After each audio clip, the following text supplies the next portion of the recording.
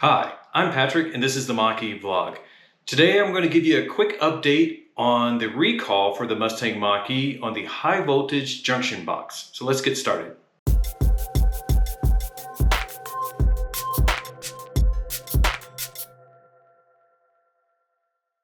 If you don't know, last month in the middle of June, there was a recall that was initiated by Ford pretty much on all Mach-Es that were made prior to, I believe it was May 24th or May 25th of this year. So it was pretty much every Mach-E was being recalled due to a possible issue with the high voltage junction box.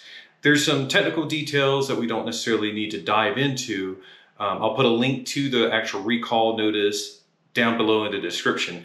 But there was a concern that a very small percentage of Mach-Es could have a condition at some point where the high voltage junction box had an issue and would either the car would not start, or in extremely rare cases, you could potentially lose power while you were driving. I haven't heard in any of those cases that were confirmed, but I have seen some people that had the high voltage junction box fail, and then they had to take it to the dealer and get it replaced. And that wasn't necessarily a fix. So Ford has released a software update. It was released at the end of June to dealers. Dealers have been able to start installing this on cars already. And you may have heard there was sort of a stop sale on the Mach-E for a little bit that's been lifted. It wasn't technically a stop sale, but we don't need to get into that. After the dealers got this update released to them at the end of June, they were able to load it on cars and then continue getting cars to customers. If you had a Mach-E and you wanted it quicker, you could schedule an appointment with your dealer to get it installed.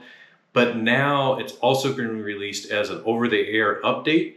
And I was filming another video, it popped up on Ford Pass that there was an update available for the car. I believe it's this update, so let's take a look what Ford Pass says, and then we'll go hop in the car and see if I can get it to do the update. So here we are, it says vehicle alert, update scheduled, review your day and time. And let's see. So yes, here is the update for the recall. And there's actually two different recalls. Mine wasn't affected by the second one. There was like a couple of hundred Mach-Es that supposedly had a potential for unattended acceleration. Mine was not affected by that, but this fixes that as well. So what they're saying is like it basically is going to fix the issue with the high voltage battery components failing due to excessive heat generated during DC fast charging and repeated full throttle events. And this completes the safety recall. So as soon as this is done, we should be fine. It does give a warning that after this update is installed, the reverse brake assist not available is going to be a warning that I'll get initially, but it should clear within a few minutes. So let's hop in the car and see if I can initiate the update or if I have to wait for it to be in the update schedule window. Okay, now we're in the Mach-E and there's a little update icon here. I'm going to tap on that. System update reminder. An update is scheduled. I have mine set at updates in the middle of the day, which is probably odd for most people, but I was trying to force some updates earlier. But there is an update now, so I'm going to go ahead and tap that. It says turn off the vehicle to continue. We're going to turn off motion sensors. And I'm not sure if it's going to actually update now, so let me go over here to settings. Oh, there it is. So the update is going to start in 2 minutes. Please exit and secure the vehicle. So I'm not going to be able to sit in here. I got to get out quickly. So I'm going to do that. And we'll continue when it's done updating. It's 10:50 a.m. I'll make note when it's done if I can. And then we'll continue the video. Well, that didn't actually take long. It's now 11:19. I was doing some work. I checked my phone at 11:14, which is the first time I checked it since the 10:50 a.m. start of the update. So by 11:15, I had the alert that the update was successful. So we'll look at it in Ford Pass first. And it says, I received the update on July 13th, which is today. And I won't read over all of this to you. I know you can read. I'll put a link to a screenshot of these so that you can read them if you want. But again, it just is telling me that I may get the reverse brake assist is not available. See manual, but that will clear up in a couple of minutes. And that it resolves two different recalls, 22S41 and 22S29. And 22S29 is the unattended acceleration that did not affect my car. But 22S41 was the high voltage junction box potential failure. So it's now resolved according to Ford. And then it says that's about it. So let's turn on the car and see what the car says, and then I'll explain a little bit more about the update.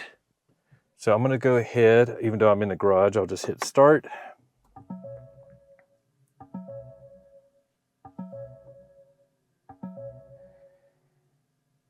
I put it in reverse.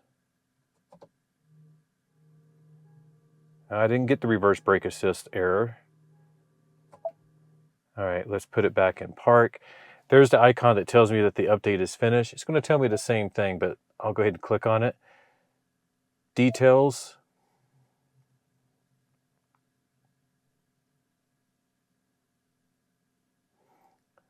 So again, those are the updates. Also, I should mention that it adjusted the braking. Some people have not liked the grabbiness of the brakes.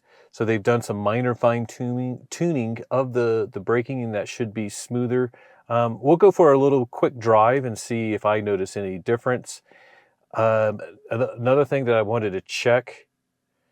So if we go to drive modes, so when it does the update, it turns off one pedal drive.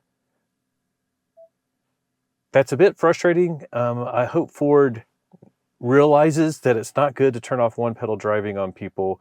It's a bit of a shock when you hop into a car that you expect it to have one pedal driving. And I've swapped back and forth between, gas cars and the Mach-E, and I expect one pedal drive to be off in an ICE car, and it is. But when it's in my car and I'm always driving one pedal driving, it's sort of frustrating that like an update like this turns it off. So anyways, I'm going to go for a quick drive. I don't have my gear set up so I can record the drive, but I will do that really quick, and then we'll touch base. Okay, I did a quick drive, tried braking in whisper, engaged, and unbridled mode with and without one pedal driving on.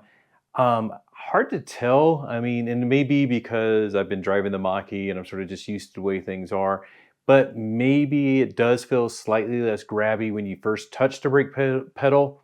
And I think like when you come to a complete stop, there's like at the end before, I think like as you got down to like almost stopping, it would like, and then like come to a complete stop.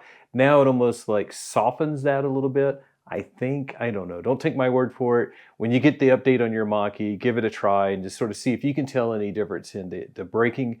But the big thing again is this is the OTA fix for the recall for basically all Mach-Es made before May 25th for the high voltage junction box issues that they were having on a few rare cases, but this supposedly takes care of that. Some people in the Mach-E forums and on Facebook and stuff are sort of debating, is this limiting power to the Mach-E? Is this actually a full fix? There's a rumor that there is a new hardware part that should be that Ford should be putting in all Mach-Es to fix this issue. I'm not going to dive into all of that. There's just a lot of information that we don't know, a lot of technical information that is probably beyond our level. Let's just say for now, this software update should fix what Ford is saying is the issue. What it actually does, we'll have to dive into, in another video in more detail and wait for there to be more information. But the most important thing is this is the update that fixes the big recall that was on all Mach-Es made before May 25th of 2022. It's an over-the-air update. If you need to change your settings, you can go into your settings, go into updates, and then check your schedule. Make sure you have auto updates on, and you can even set a schedule of when you want those updates to apply. I know there's a lot of information about this update, what's true and what's not true, what's a rumor and what's fact. The lines are all blurry. Some people think this update is somehow crippling or slowing down the Mach-E. I didn't notice any performance differences in my little tiny short drive. That doesn't mean that there isn't some type of difference being applied. Some people say that there is a new part that's out there that Ford is putting on newer Mach-Es that are now being produced, and that we should all be getting that same part. That's also a rumor. We don't really know the details. Nobody has confirmed this. So there's still a lot of information to come out. I'll do an update video if there is some new major news about this. But for now, the software update to rectify the recall that everybody's been talking about in the news is out. My car just got it, and so far, thumbs up, good to go, and my recall is now cleared. So thanks for watching this video. Let me know what you think. Let me know any comments. If you want to throw your own rumors and speculations and everything like that down below, go ahead, have fun. The more comments, the better. The more information that we have, the better. And if you have any personal experience with the issue that's been plaguing some Mach-Es with the high voltage junction box, let me know down below. I'd like to hear more information and more actual details from people that have had this issue. So thanks for watching. Thanks to our patrons for becoming members. We really like our Unbridled and our Engaged patrons, and of course our Whisper patrons as well. So thank you to all of them for supporting us. They're letting us do things like buying new mics, upgrading our camera equipment. I have some stuff coming today that'll give us more storage. So all of those are thanks to our patrons. So if you want to become one of those, I have the link for that down below as well. And as Liv would say, she's inside working, no matter what you drive, even if it hasn't had the update, enjoy the ride. Bye.